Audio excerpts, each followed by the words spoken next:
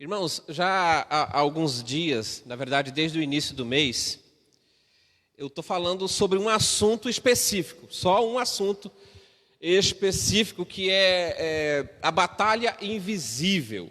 A batalha invisível foi o título que eu dei à mensagem que eu estou pregando esse mês. Não é toda vez que eu faço assim uma série de mensagens, mas eu achei pertinente falar isso com os irmãos, sobre esse assunto com os irmãos, porque é algo tão urgente, ainda mais na sociedade em que estamos vivendo.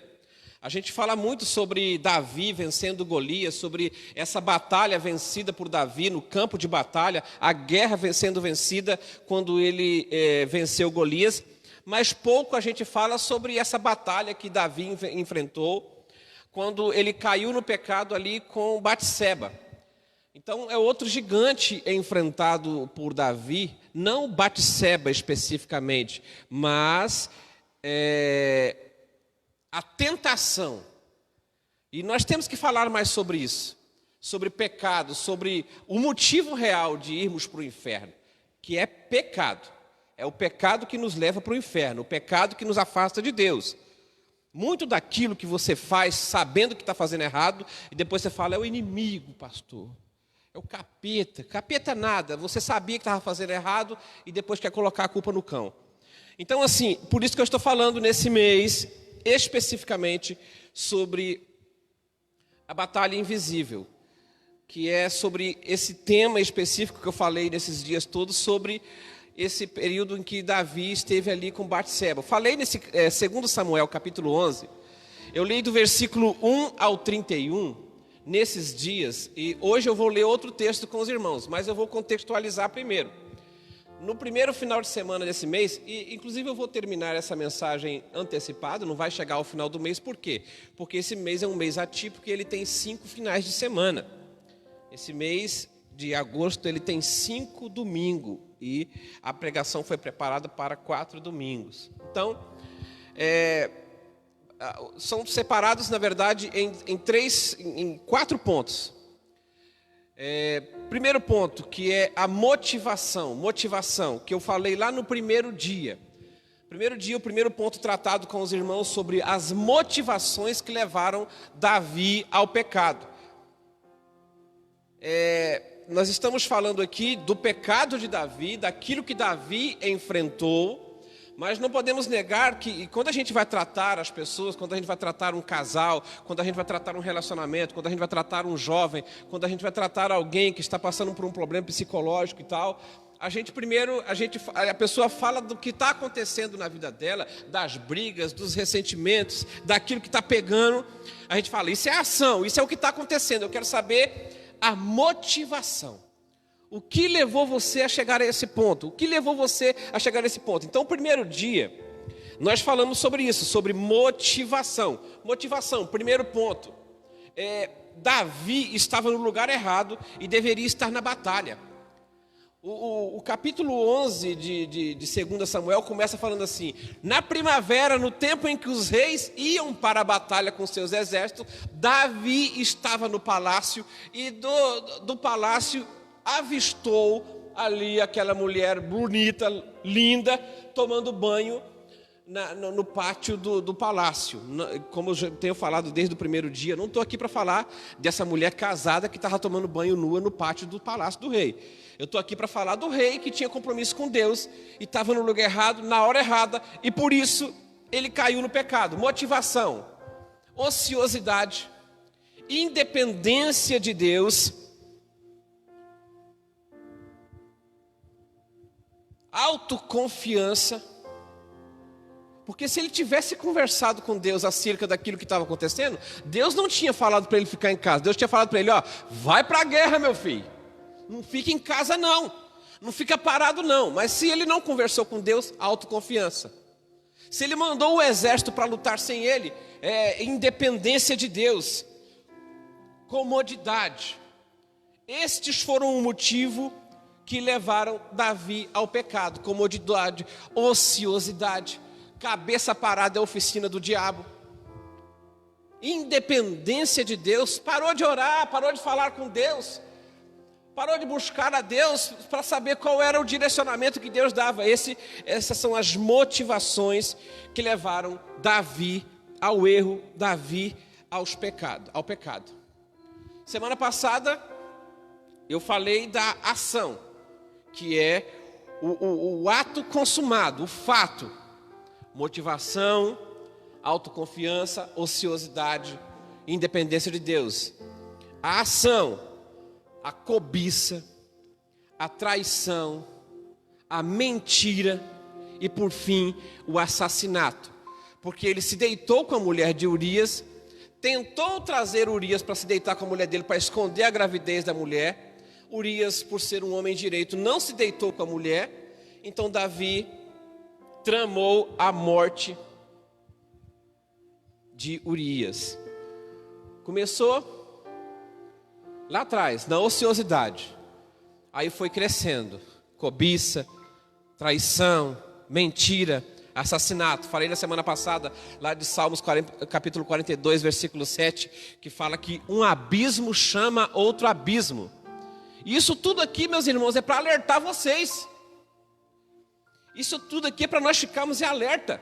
Que às vezes nós queremos esconder uma coisinha aqui, passar para debaixo do tapete, ninguém vai ficar sabendo. Aí para esconder aquilo ali, a gente começa a mentir, a gente começa com outro erro ali, começa a fazer outra coisa aqui. Quando vai ver um abismo chamando outro abismo, e acontece como aconteceu aqui com Davi. Começou na ociosidade, depois foi cobiçar, depois traiu, depois mentiu e por fim o assassinato. Falei também na semana passada sobre pecado escondido e não confessado. Isso é um problema. Isso traz dor nos ossos, o nosso corpo fica pesado, a gente não consegue ter paz. O próprio Davi falou sobre isso, lá em Salmo capítulo 38, versículo 3. Esse salmo eu quero que você coloque aí para mim. Salmo capítulo 38, versículo 3. Ele falou assim: olha, os meus ossos, a minha carne está dolorida, a minha carne está pesada, os meus ossos estão... Olha, não há coisa sã na minha carne, por causa da tua cólera, nem há saúde nos meus ossos. Por causa de quê?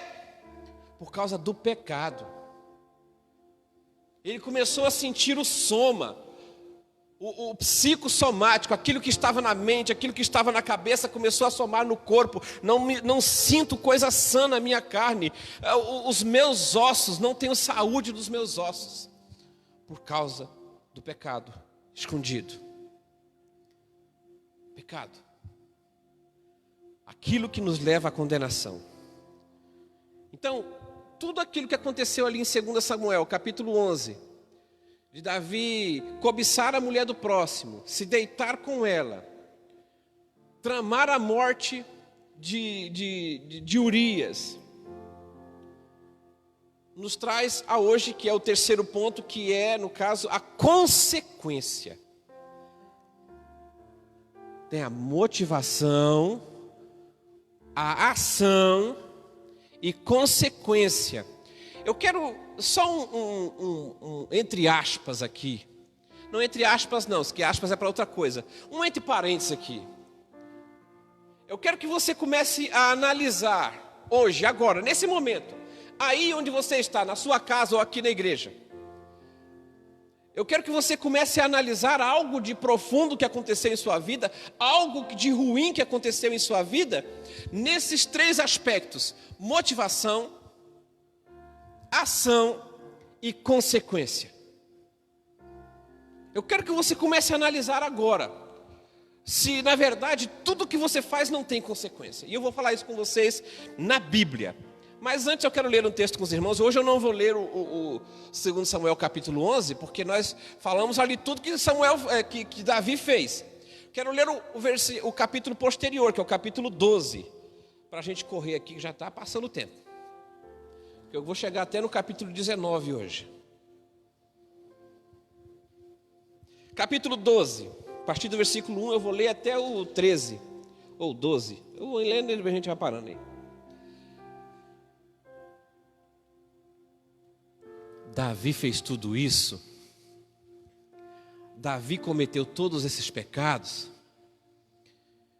mandou matar Urias e pensou que estava tudo escondido, pensou que ninguém sabia de nada, mas tem Deus. E eu quero deixar bem claro aqui para vocês: olha, Deus está vendo tudo. Isso não é uma ameaça, é um consolo para aqueles que andam em retidão. O Senhor, pois, enviou Natã a Davi, Natã o profeta.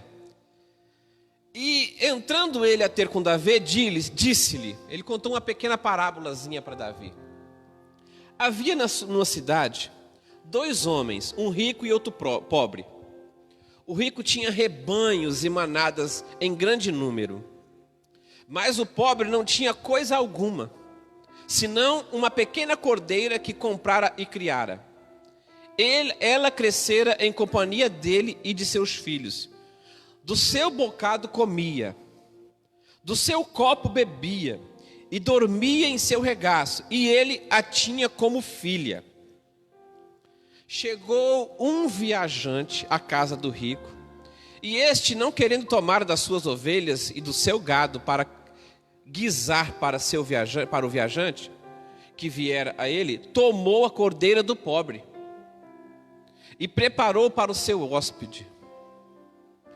Então a ira de Davi se acendeu em grande maneira contra aquele homem, e disse a Natã: vive o Senhor, que digno de morte é o homem que fez isso. Pela cordeira restituirá o quádruplo, porque fez tal coisa e não teve compaixão.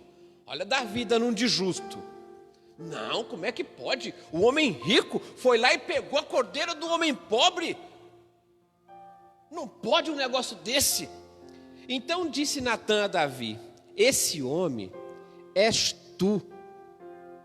Assim diz o Senhor Deus de Israel: eu te ungi rei sobre Israel, livrei-te da mão de Saul, e te dei a casa de teu senhor e as mulheres de teu senhor em teu seio.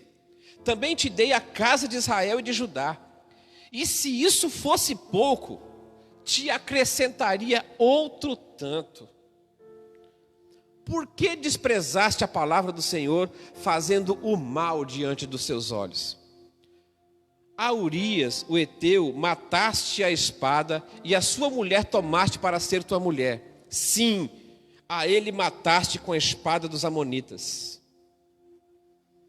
Agora, pois, olha só, aí começa a colheita, o resultado daquilo que ele fez. Agora, pois, a espada jamais se apartará da tua casa, porquanto me desprezaste e tomaste a mulher de Urias, o heteu, para ser tua mulher.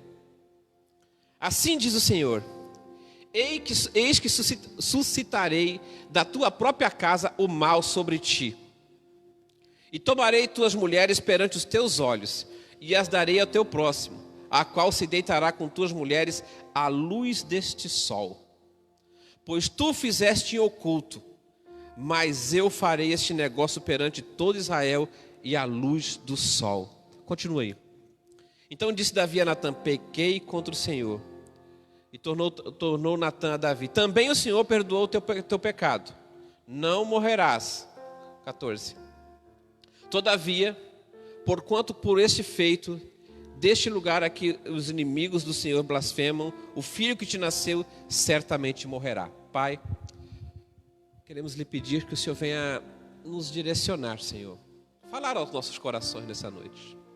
Guia-nos para cada dia mais a uma intimidade com o Senhor, a entender os seus propósitos e aquilo que o Senhor sonhou para cada um de nós, porque nós queremos viver os teus sonhos para nossas vidas. Em nome de Jesus. Amém, amém e amém. Aqui, Natã contou essa historinha para Davi. Davi deu uma de homem injusto e falou assim: não, isso é injusto, tem que morrer um homem desse. Aí Natã falou assim: olha, esse homem é você.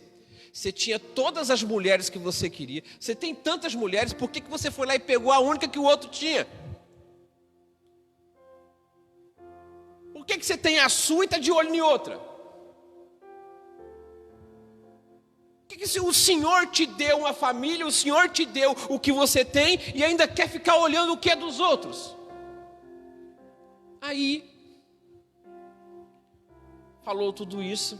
E aqui eu quero ler um texto com os irmãos do Evangelho, que está lá em Gálatas, capítulo 6, versículo 7. Gálatas, capítulo 6, versículo 7. Não vos enganeis, de Deus não se deixe escarnecer, pois tudo que o homem semear, isso ele colherá. Esse é o quinto ponto que eu quero ver com os irmãos. Primeiro ponto de hoje. Cada dia eu estou falando 2 pontos. Esse é o primeiro ponto que eu quero falar com os irmãos hoje. Tudo que o homem plantar, isso ele colherá. Na semana passada nós falamos de confissão de pecado. Nós falamos que o pecado precisa ser conversado com Deus. O pecado precisa ser confessado a Deus.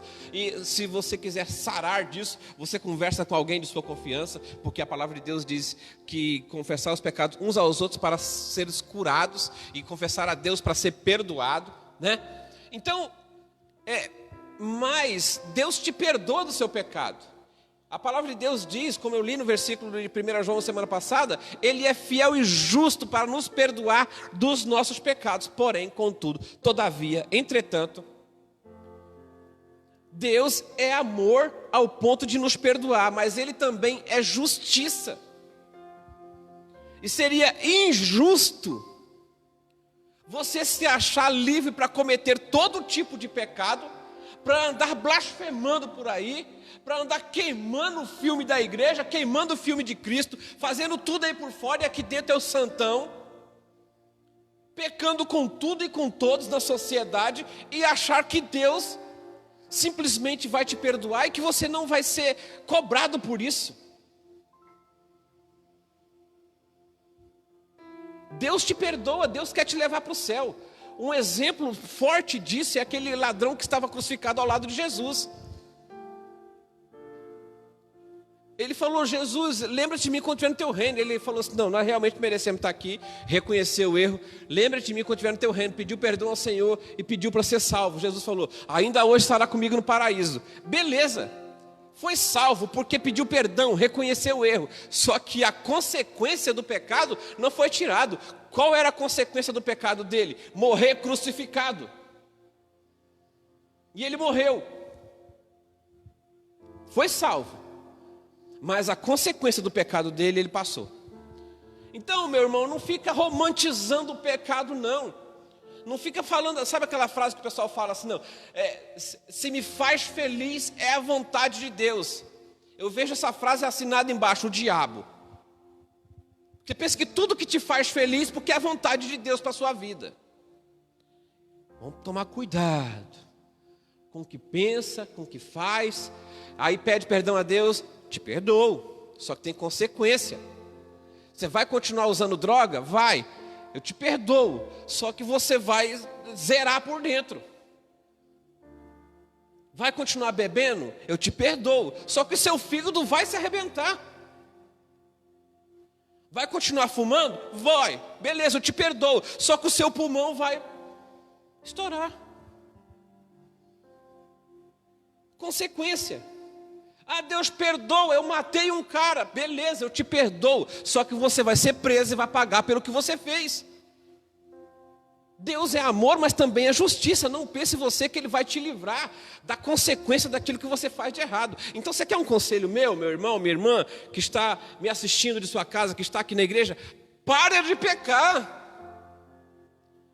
Para de errar enquanto é tempo. E eu vou mostrar para vocês aqui quão doloroso é a vida de uma pessoa que insiste na prática do pecado, que insiste em esconder aquilo que fez de errado. Como é que foi, pastor? Na vida de Davi. Beleza, primeira coisa. Está aqui. Logo à frente aí nesse texto. Primeiro que ele falou aí já no último versículo que eu li, que foi o 14 do 2 Samuel, capítulo 12.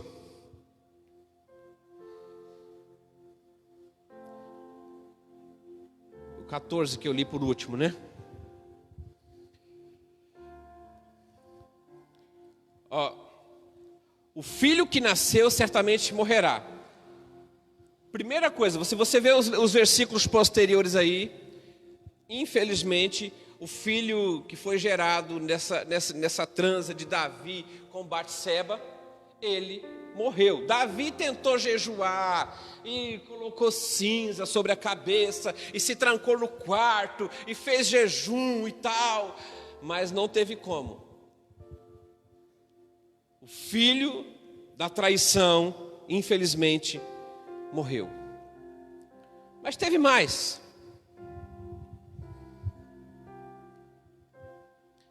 E por que eu estou falando isso aqui? Porque a gente tem que tomar cuidado nisso que a gente faz, porque geralmente aqueles que estão à nossa volta, aqueles que estão conosco, aquele que está grudado na gente, sofre as consequências diante das nossas irresponsabilidades.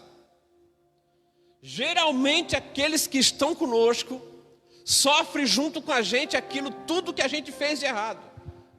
Não, mas o outro está pagando pelo erro meu. Não está pagando. Só que a pessoa vive contigo. Seus filhos vivem contigo, sua esposa vive contigo, seu esposo vive contigo. Então quando você paga por algo, quando você está vivendo algo de errado, acaba atingindo as outras pessoas. Acaba dando errado na vida da outra pessoa. Vamos tomar cuidado com isso, meu irmão. Então eu pergunto, quais são os exemplos que você tem dado? Quais são os exemplos que você tem dado dentro de sua casa, como filho, ou como pai, ou como esposa? O que você tem trazido, o que você está trazendo para dentro da sua casa? O que você tem feito escondido que acaba atingindo a sua família, atingindo a sua casa? Aí, mais à frente, no capítulo 13, eu não vou ler todos os textos com os irmãos, que isso aqui é tudo seguido, tá, irmãos? Então vocês podem ler quando estiverem nas suas casas.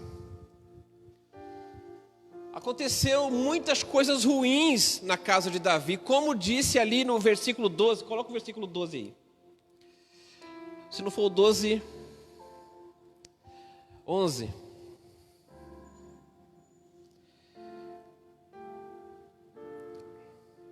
Coloca o 10. Agora, pois, a espada jamais se apartará da sua casa. Davi, a partir desse dia, sempre esteve em guerra. Sempre esteve com problema dentro da sua própria casa. Aqui, no capítulo 13, aconteceu algo terrível nessa família. Aminon, que é um dos filhos de Davi, ele se apaixonou por sua meio-irmã, que era só filha elas eram filhas, como Davi tinha várias esposas e concubinas. Aminon se apaixonou por uma de suas irmãs, que também era filha do rei, mas com outra mãe.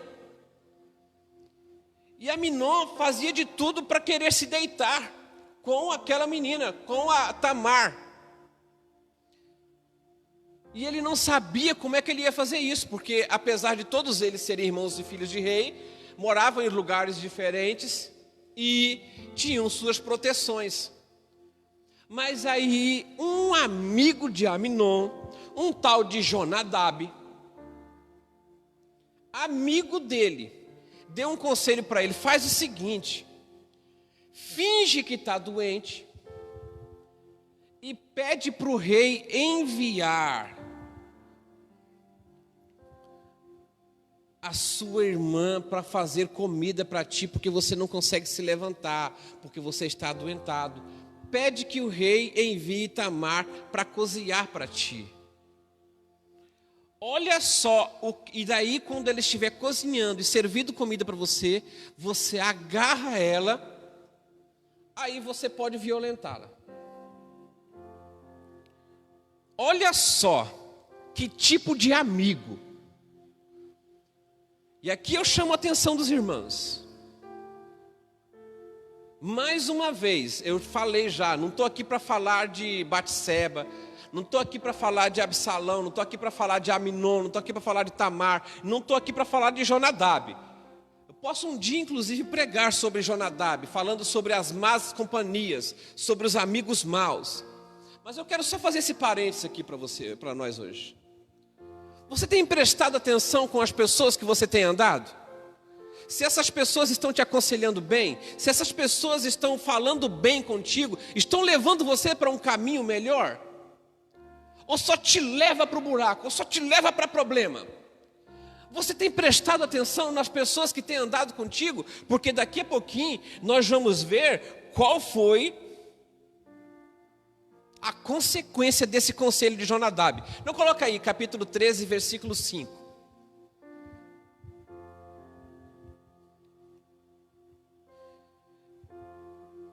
Capítulo 13, versículo 5. Olha, tornou-lhe Jonadab: deita-te na tua cama, finge que te está doente, e quando teu pai te vier visitar, diz-lhe: peço que minha irmã Tamar venha dar-me de comer, preparando a comida diante dos meus olhos, para que eu veja e coma da sua mão.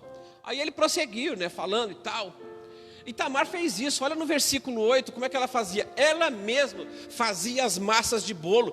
Foi, pois, Tamar à casa de Aminon, seu irmão, e ele estava deitado, tomou a massa, amassando, fez bolo e cozeu diante dos seus olhos.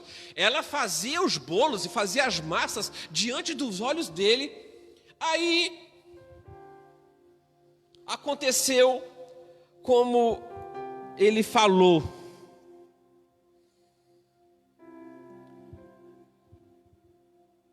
E ele violentou a própria irmã. E olha só, no versículo 13 desse texto aqui, Tamar ainda falou para ele: olha, quanto a mim, para onde levaria o meu opróbio? E tu passaria por um dos insensatos a eu. Rogo-te, pois, que fales ao rei, porque ele não me negará a ti. Quando ela viu que não tinha força, ela falou: fala o seguinte, você vai desgraçar minha vida. Fala o seguinte, me pede para o rei. Pede para o rei para você se casar comigo, que ele não vai me negar a ti. Não faz isso com a minha vida não, Aminon. Aí o que aconteceu? Ele não ouviu a bichinha e infelizmente a violentou.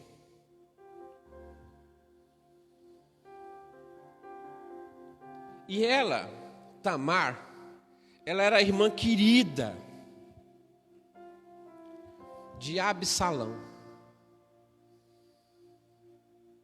Absalão, quando ficou sabendo, pegou a sua irmã, tirou ela de lá e falou assim: eu vou cuidar de você, porque sabendo Absalão que não tinha mais vida para aquela menina, ele falou: eu vou cuidar de você, minha irmã, e levou ela para a casa dele. No versículo 21, isso eu preciso dizer. No versículo 21 desse texto, Davi ficou sabendo o que aconteceu. Olha só, quando o rei Davi ouviu todas essas coisas, muito se lhe acendeu a ira, ficou irado. Sabe, mas só que tem um problema. Tem um problema. Davi ficou sabendo, ficou irado, mas não fez nada.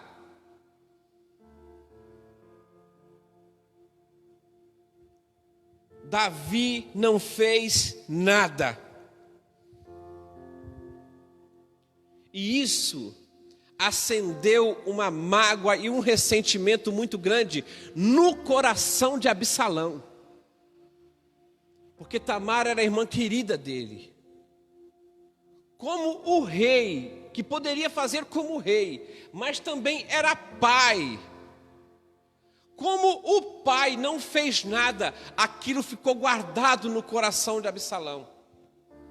E nasceu ali, no coração de Absalão, a rebeldia contra o pai. Olha só, 2 anos se passaram. 2 anos se passaram e Absalão matou Aminon. Ele ficou em silêncio por 2 anos. Olha só no versículo 23 desse texto aqui. Decorridos 2 anos inteiros, tendo Absalão tosquiados em Baal-Zaor, que está junto ao Efraim, convidou todos os filhos do rei.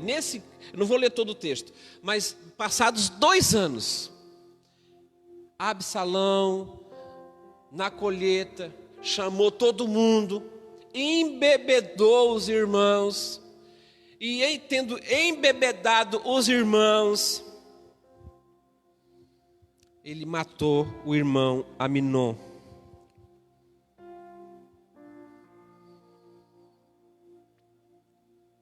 E por que isso? Por conta de um coração ferido, um coração magoado.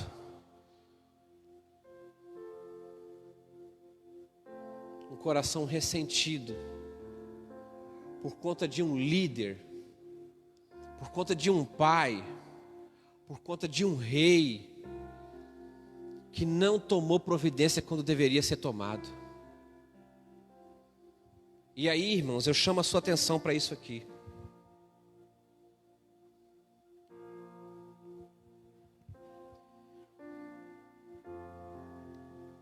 Um líder,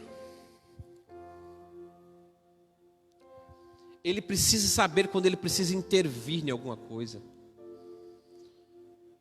Na sua empresa, no seu local de trabalho, na igreja, no seu ministério, na sua casa. Você precisa saber quando você precisa intervir em algum assunto, para que isso não crie o que foi criado no coração de Absalão. Tem que saber conversar com os filhos, saber ouvir os filhos. A única coisa que o versículo diz é: Davi ficou nervoso, Davi ficou irado, mas não cuidou de Tamar. E também não chamou Absalão: Absalão, vem cá, deixa que eu vou cuidar desse assunto, Absalão. Não se preocupe não, meu filho, eu vou cuidar desse assunto. Davi se omitiu. E eu estou chamando vocês hoje aqui para essa responsabilidade. Para que vocês não sejam omissos nas suas casas. Para que vocês não sejam omissos com suas famílias. Omissos nas decisões que precisam ser tomadas. Naquelas coisas que você vem protelando, que você vem postergando. A semana que vem eu resolvo. Mês que vem eu resolvo. E isso vai criando animosidade no coração das pessoas. Isso vai criando mágoa no coração daqueles que precisam de uma resolução. E mais, vai criando rebeldia no coração daqueles que vivem em rebeldia.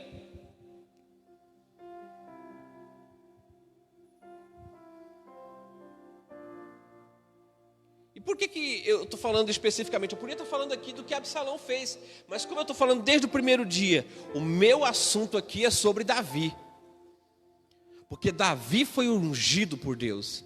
Davi foi chamado por Deus. E o meu papo aqui é com um povo chamado por Deus para fazer a diferença.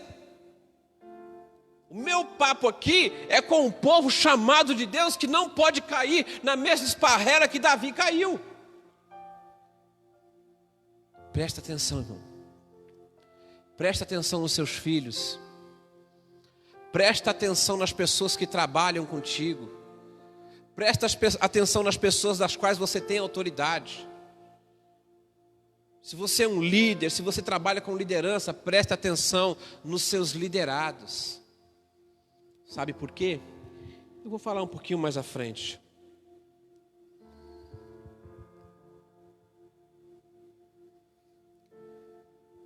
Absalão, depois de matar Aminon, ele ficou um tempo exilado. Ele fugiu. Mas ele voltou. Ele voltou, mas ele voltou com outra coisa na cabeça.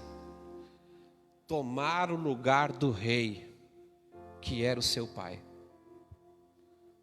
Passou 2 anos, magoado, ressentido com o seu irmão e matou o seu irmão. Por falta de intervenção da autoridade. Agora, passou um tempo exilado, voltou, resolvido em tomar o trono do rei.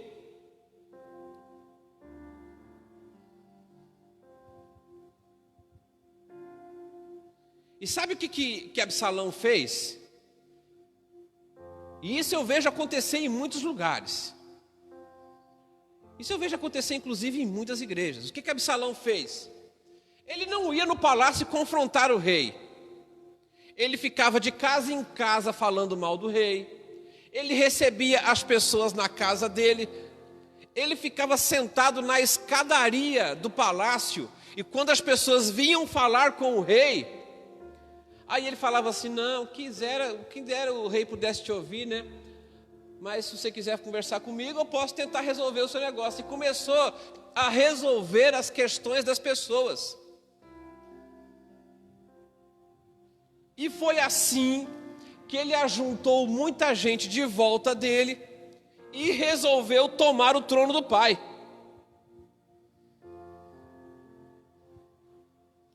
E ele fez uma armadilha também para acender a ira de Davi sobre ele e mostrar para o povo que ele tinha autoridade. Aí no capítulo 16, avançando, 16, 22. 2 Samuel capítulo 16, versículo 22. Olha só o que aconteceu. Lá no capítulo 16, versículo 22. Estenderam, pois, para Absalão uma tenda no terraço, e entrou Absalão, as concubinas de seu pai, à vista de todo Israel. E o conselho que Aitófel dava naqueles dias era como se o oráculo de Deus se consultara. Tal era todo o conselho de Aitófel, tanto com Davi como para Absalão. Volta aqui no 22. Absalão, à vista de todo o povo, estendeu uma tenda e se deitou com as concubinas do pai dele. Ele se deitou com as mulheres do pai dele à vista de todos. Isso aqui já está também naquilo que Natã falou para Davi. Está ali no capítulo, foi o 12 que nós lemos no começo. Capítulo 12, versículos 11 e 12. Olha só como é que está aqui naquele papo que Natã teve com Davi. 11. Assim diz o Senhor: eis que suscitarei da tua própria casa o mal sobre ti, e tomarei tuas mulheres perante os teus olhos, e as darei ao teu próximo, a qual se deitará com as tuas mulheres à luz desse sol. E olha só, porque aquilo que você fez escondido, vão fazer contigo aos olhos de todos. Foi isso que ele falou que aconteceria com Davi.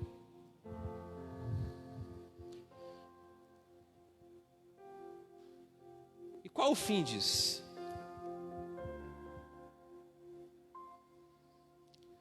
Absalão, nessa rebeldia, tentando tomar o trono do pai, ajuntou para ele um monte de gente que ele foi por fora tomando para si, nas escadarias, nos corredores, de casa em casa.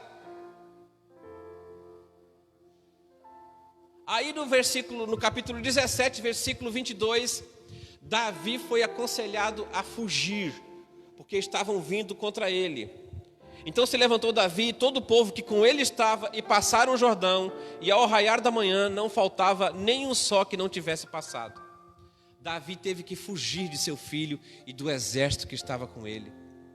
Absalão tomou o trono do pai.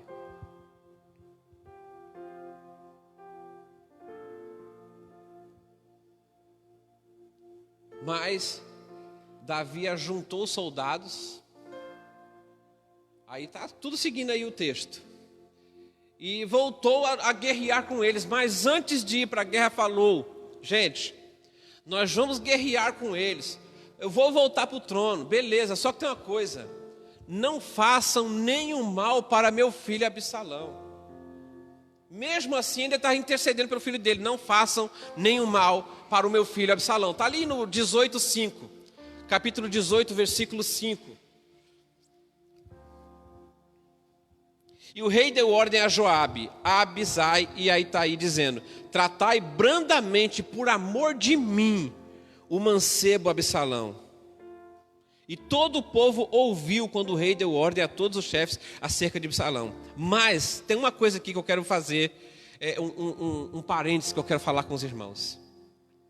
Joabe também era aquele mesmo general lá do capítulo 11, que Davi tinha enviado com o exército, que foi com o exército à frente e estava guerreando, enquanto que Davi estava no palácio. Inclusive foi para Joabe que Davi mandou a carta falando: coloca Urias aí na frente da batalha, para ser morto. O que acontece é que Joabe também, ele era um servo rebelde. Vou falar um dia desse aqui sobre Joabe. Sabe aquele tipo de servo que finge que é fiel a você? Aquele tipo de pessoa que todas as ordens que você vai dar, ele quando chega lá na frente fala assim: não, é melhor fazer assim, vamos fazer assim. Joabe estava agindo desse jeito com Davi. Já foram várias as situações em que Davi falava uma coisa e Joabe fazia diferente. Temos que prestar atenção nesse tipo de pessoa à nossa volta. Aqui, Davi foi bem direto em falar: não façam mal a Absalão. Agora veja o versículo 14 desse mesmo texto. 14. Então disse Joabe: o que aconteceu? Na batalha ali, Absalão tinha um cabelo muito grande, bonito e tal, era um mancebo bonito, e a cavalo e tal, e passando por umas árvores, a cabeça dele, o cabelo dele ficou preso nos galhos, está tudo aí no texto.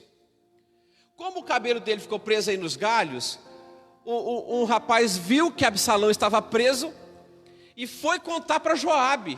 E Joabe falou assim: mas você não fez nada contra ele, você não o matou? Aí o cara falou assim: não, mas quem sou eu para fazer isso? Eu ouvi o rei falando para que não podia fazer isso.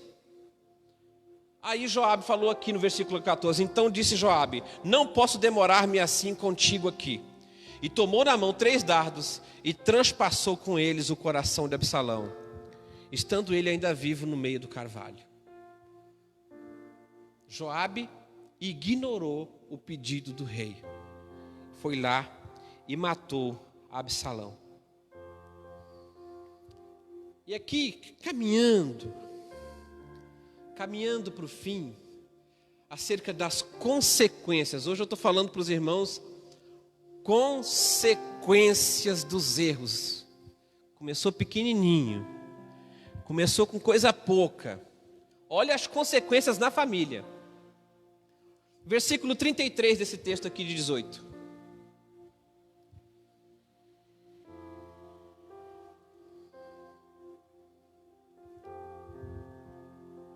Pelo que o rei ficou muito comovido, e subindo à sala que estava por cima da porta, pôs-se a chorar. E andando dizia assim: meu filho Absalão, meu filho Absalão, quem me dera que eu morrera por ti, Absalão, meu filho, meu filho. Aqui Davi estava falando assim: olha, Absalão, devia ter sido eu para morrer no seu lugar, eu que devia ter morrido. Meu filho, que dó, que pena. Pois é, do que adianta chorar depois do filho morto? Do que adianta abraçar e chorar uma pessoa depois que ela morreu? Por que não cuidou enquanto podia? Por que enquanto o filho estava magoado, ressentido pelo estupro da irmã, não foi lá e abraçou o filho e falou: eu vou resolver junto contigo? Por que quando o filho estava exilado e voltou e ficou 2 anos sem receber a visita do pai, por que não foi lá chorar com ele? Por que não foi lá conversar com ele? Por que deixou acontecer tudo isso no coração de Absalão, ao ponto de envergonhar o pai para o reino todo? Por que espera acontecer isso para... podia ter sido eu. O que eu fiz de errado? Você sabe o que fez de errado. sabe o que está te matando, sabe o que está te ferindo, sabe o que está tirando o seu sono.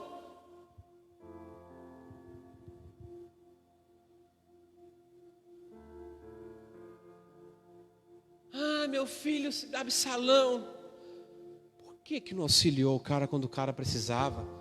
Por que não abraçou? Por que não cuidou, meu filho? Eu sei que aconteceu uma coisa ruim, mas nós juntos vamos resolver. Não coloca coisa ruim no seu coração, não. Vamos prender Aminon, ele vai pagar pelo que fez. Mas não.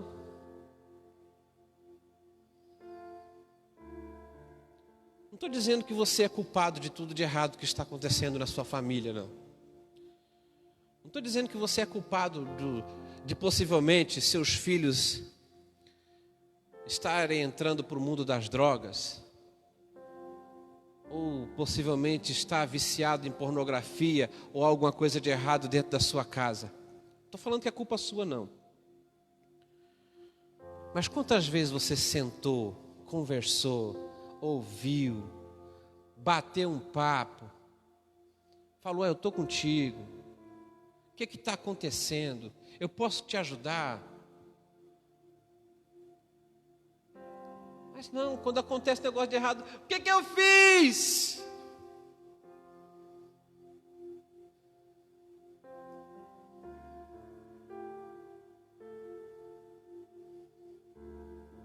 Vamos prestar atenção, meus irmãos. Quantos casamentos destruídos, que depois que o casamento acaba, depois que vem a separação, a pessoa vai falar, chorar, o que eu fiz, o que eu fiz? Mas enquanto estava junto, não fazia nada para resolver, não tira um momento junto a sós,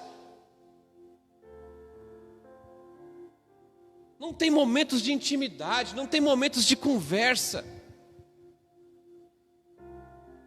não anda de mão dada. Tem quanto tempo que você não dá um beijo na sua esposa, meu irmão, minha irmã? Irmã, você dá um beijo no seu esposo, tá? Só para... E o engraçado, sem crítica, tá? Mas é só por conta de observação mesmo. É que daí depois que separa, é todo dia postando foto, fazendo biquinho na academia, investindo em mim mesmo. Por que não investiu antes de separar? Por que não ficou bonita para o esposo? Por que você não ficou bonitão para a sua esposa? Por que agora você quer ficar postando foto com os colegas na rua aí? Por que você não postava com a sua esposa? Aí depois que acaba, vem chorar. O que eu fiz? Como o Davi fez com Absalão. Presta atenção, meu irmão, minha irmã. Investe na sua família. Invista tempo no seu povo, na sua casa, nas pessoas que estão contigo, nas pessoas que conhecem a sua canela, porque na verdade quem conhece minha canela é só quem mora lá comigo. São poucos que conhecem minha canela. Eu ando pouco sem calça, gente, porque eu não tenho batata da perna, eu tenho quiabo. A perninha é fininha. Aí só o meu povo conhece minha canela. Aqueles que conhecem você, do jeito que você é de verdade. Mas não, os melhores talheres, as melhores louças, as xícaras bonitas é para quando vem visita. As pessoas são especiais, são essas que moram aí contigo, que vivem contigo, que te aguentam, que te suportam todos os dias. Convive contigo, dê importância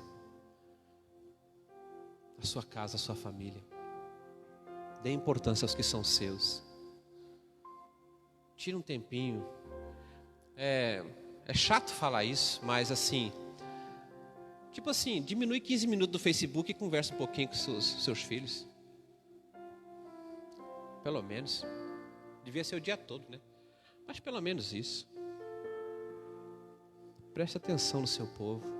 Preste atenção no que está acontecendo à sua volta. Presta atenção, você que é empresário, presta atenção naqueles que trabalham contigo.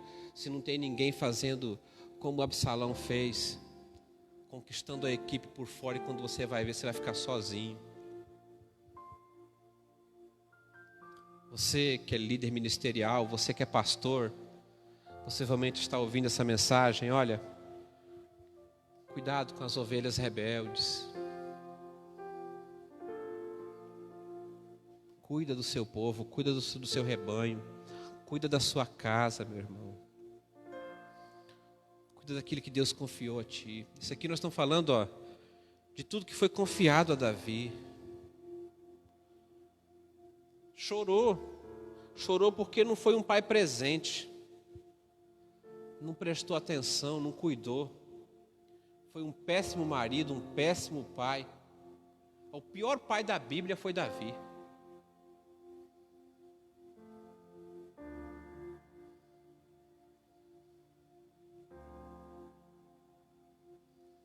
Mas eu quero te trazer para a nossa realidade.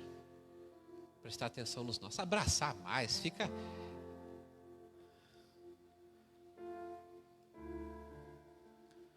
Não separa isso para ninguém de fora no futuro, não.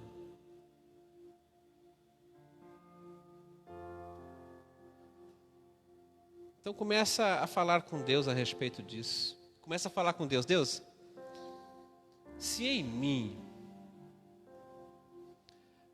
está começando a brotar no meu coração algum sentimento que saia fora aqui desse muro da minha casa, da cerca da minha casa, tira do meu coração, Senhor, e faz brotar em mim novamente o amor pelo meu esposo, pela minha esposa, pelos meus filhos, o amor entre irmãos. Começa a falar com Deus, irmão.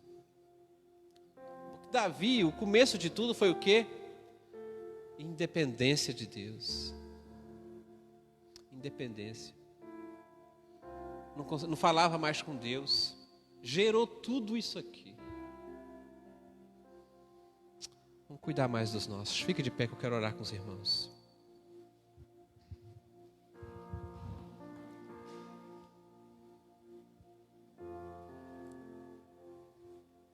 Que você entenda isso aqui, irmãos, não como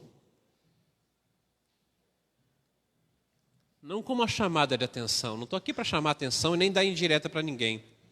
Isso aqui, o púlpito é o lugar de Deus falar. E não é para lugar para dar indireta e nem ficar dando recadinho para irmão, não. Isso aqui é o lugar de Deus falar. E então, entenda isso aqui como um alerta. Um alerta que Deus está fazendo ao teu povo, à tua igreja. A gente fala tanto da vitória de Davi sobre Golias. E talvez se a gente falasse um pouco mais sobre isso que Davi enfrentou, as pessoas ficariam um pouco mais em alerta. Pensariam duas vezes antes de ficar olhando para o pátio do palácio. Hoje eu estou falando sobre essas consequências na vida de Davi, e eu quero só lembrar os irmãos, na semana que vem eu vou terminar essa série, e eu vou falar da restauração de Davi, do recomeço de Davi com Deus, das palavras de pedido de perdão de Davi, do conserto de Davi com Deus, o que Davi fez para se consertar com Deus, e por que Davi é chamado o homem segundo o coração de Deus. Mesmo tendo acontecido tudo isso na vida de Davi, ele é chamado o homem segundo o coração de Deus. Semana que vem eu termino essa palavra e vou explicar para os irmãos.